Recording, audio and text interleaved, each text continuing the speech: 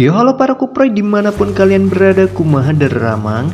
Sebelumnya admin meminta maaf untuk kalian semua karena admin baru bisa update lagi dikarenakan ada keperluan penting yang harus admin selesaikan. Nah, mulai hari ini admin akan aktif kembali untuk membawakan alur cerita manga si Shinji lagi nih. Dalam video kali ini admin akan merangkum 3 chapter sekaligus, yaitu chapter 111 sampai dengan chapter 113. Di video sebelumnya admin sudah membahas chapter 110 yang membahas tentang pertarungan antara Raja Asura dengan Buddha Rulai. Lantas bagaimanakah kelanjutan dari pertarungannya? Oke, tanpa basa-basi yuk kita simak filmnya. Di awal film kita diperlihatkan dengan serangan awal dari Raja Asura, yang dimana serangan tersebut tepat mengenai Buddha Rulai. Para pasukan Asura yang melihat kejadian itu mengira bahwa Buddha Rulai akan terbunuh dan terbelah menjadi beberapa bagian, karena pasukan Asura mengetahui akan kehebatan pedang Raja Asura yang mampu mengeluarkan beberapa sayatan hanya sekali satu ayunan pedang saja. Salah satu wanita pasukan Asura yang menyadari bahwa Buddha Rulai tidak mungkin dapat dikalahkan semudah itu karena ia yakin bahwa Buddha Rulai belum mengeluarkan seluruh kekuatan yang ia miliki. Dan benar saja, Buddha Rulai yang kala itu melapisi tubuhnya dengan mengeluarkan jurus tubuh emas abadi, menjadikan tubuh sang Buddha tahan akan sayatan pedang Raja Asura tersebut. Melihat Buddha Rulai yang bertahan dengan mode tubuh emas abadi, sang Raja Asura pun mengatakan, "Tidak mungkin kau dapat bertahan lama dalam tubuh mode emas itu. Apakah kau yang pernah dijuluki dewa terkuat hanya bisa bertahan dan memiliki kekuatan hanya segini saja?"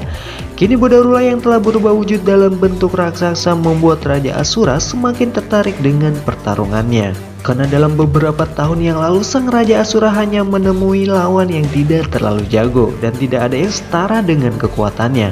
Oleh karena itu pertarungan kali ini amat sangat dinantikan oleh sang Raja.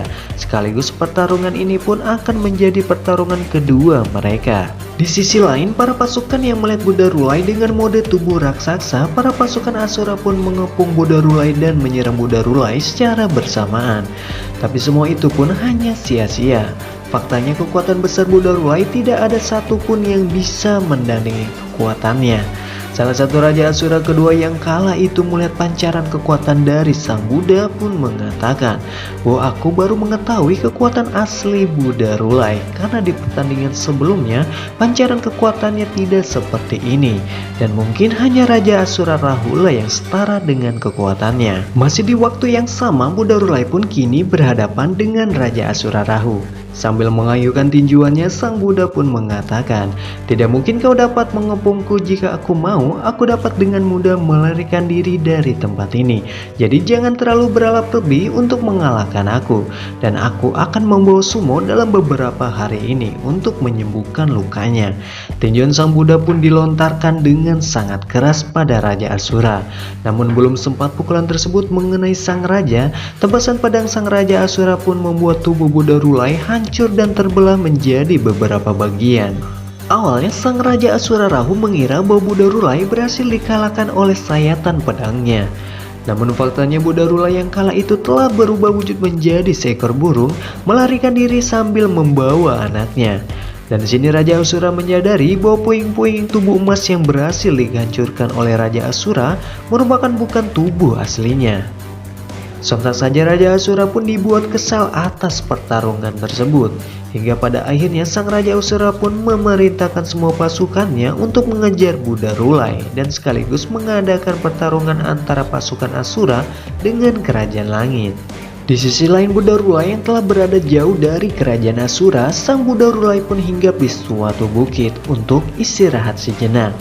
Karena secara tidak sadar sang Buddha sudah terbang hingga 4 jam lamanya. Hingga cerita Buddha Rulai yang telah sampai di Kerajaan Langit, ia pun menceritakan pertarungannya dengan Raja Asura. Para dewa langit yang kala itu takjub akan Dewa Rulai karena bisa menjadi tamu kehormatan di Kerajaan Asura.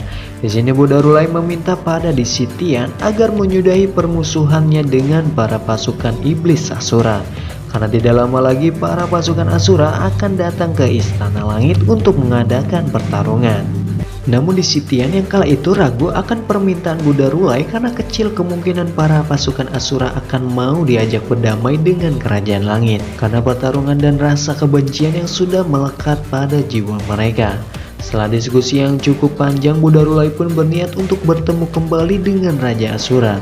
Tujuannya yang tak lain ingin menghentikan pertarungan sekaligus ingin mengajak berdamai. Namun rencana Rulai tersebut dilarang oleh salah satu pasukan dewa karena untuk saat ini suasana akan menjadi sangat kacau jika kau menemuinya sekarang. Jadi lebih baik kau istirahat saja dan pulihkan kekuatanmu. Mendengar ucapan dewa tersebut, akhirnya Buddha Rulai pun membatalkan niatnya.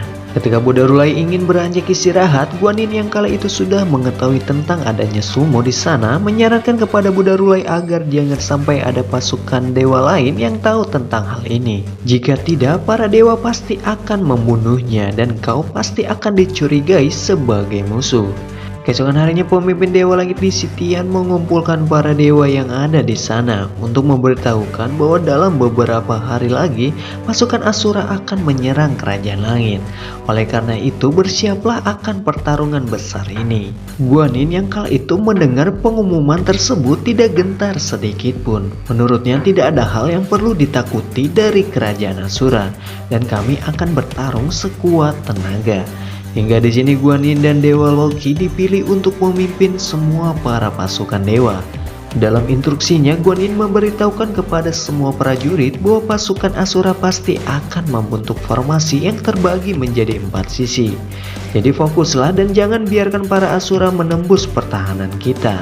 Dengan penuh semangat para prajurit telah bersiap menyambut para pasukan Asura dan mereka pun semua yakin akan bisa memenangkan pertarungan ini. Singkat cerita, tibalah di waktu yang telah ditentukan. Para pasukan langit yang dipimpin oleh Dewa Mata Tiga berniat untuk menyerang kerajaan Asura lebih dahulu.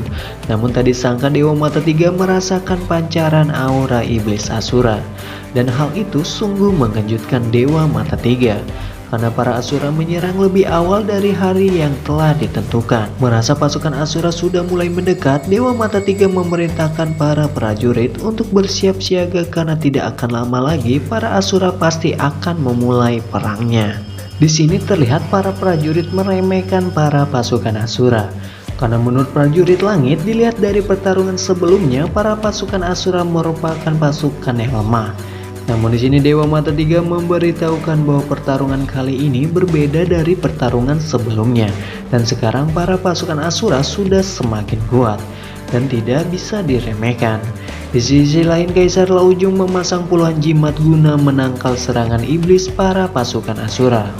Jimat tersebut pun berubah menjadi benteng pertahanan. Namun sayangnya di sini tidak terlalu dijelaskan secara jelas kegunaan dari benteng jimat tersebut. Salah satu rekan timnya yang bernama Limbao Tianjun menyindir sang kaisar dengan mengatakan bahwa kau bersemangat sekali dalam mengikuti perang kali ini. Bukankah kau sebelumnya selalu berada di garis tengah ketika melawan para pasukan Asura? Kaisar Laojung Pung yang merasa tersindir dengan ucapan tersebut membalas perkataan Limbao Tianjun dengan mengatakan, di saat pertarungan dulu para Asura sangatlah lemah dan tidak seperti sekarang. Oleh sebab itu aku juga harus serius dalam pertarungan ini. Di percakapan berikutnya kita akan dikejutkan bahwa para Asura merupakan ciptaan dari Limbao Tianjun. Bahwa sebenarnya pada dahulu kala Limbao Tianjun menciptakan para Asura guna untuk membantu menjaga pertahanan kerajaan langit. Namun di luar dugaan para Asura pun menjadi pemberontak dan berujung diusirnya para Asura dari kerajaan. Sehingga Limbao Tianjun pun tak menduga akan menjadi seperti ini. Masih di tempat yang sama kini para dewa telah bersiap menunggu kedatangan para Asura. Harapan palsu pun yang terlintas di benak Buddha Rulai yang ingin berdamai dengan para Asura tersebut terlihat dari raut wajah Buddha Rulai yang kala itu tersipu malu ketika sang Buddha disindir oleh Guanin yang mengatakan simpanlah jauh-jauh harapan ingin berdamai dengan para Asura tersebut. Dan lihatlah nyatanya kerajaan langit dan Asura tidak akan pernah bersatu. Dari kejauhan ribuan para Asura pun akhirnya datang di medan pertarungan. Dan film chapter 113 pun bersambung. Bagaimanakah keseruan dari pertarungan film ini? Film Kuprai akan bahas di video selanjutnya. Mabok kamer heula atuh.